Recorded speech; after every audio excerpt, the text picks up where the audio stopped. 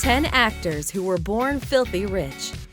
While waiting tables between auditions may be a rite of passage for many would-be stars, plenty others started with a major leg up, at least in terms of a financial safety net. Here are some actors born with stacks of cash. Edward Norton. James Rouse, Edward Norton's maternal grandfather, enjoyed an incredibly successful career as a real estate developer and urban planner, designing everything from new towns to shopping malls. Among his biggest contributions, Faneuil Hall Marketplace, which remains one of Boston's most popular food and shopping destinations to this day. Ansel Elgort. Divergent star Ansel Elgort grew up in the upper-class world of New York City.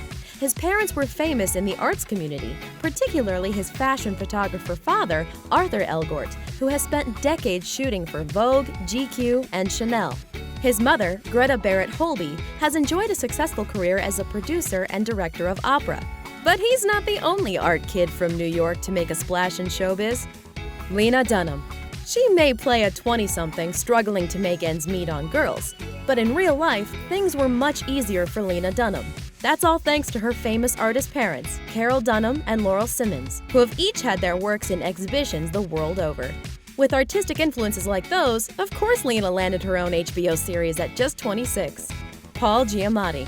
Oscar nominee Paul Giamatti had a pretty cushy life growing up.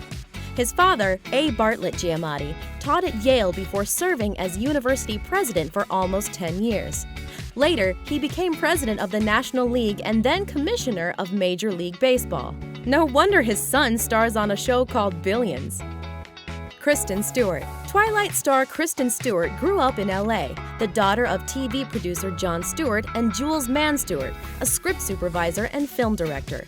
The pair raised Kristen and her two siblings in an Alice in Wonderland-themed mansion, which they later sold for $1.75 million. Rashida Jones.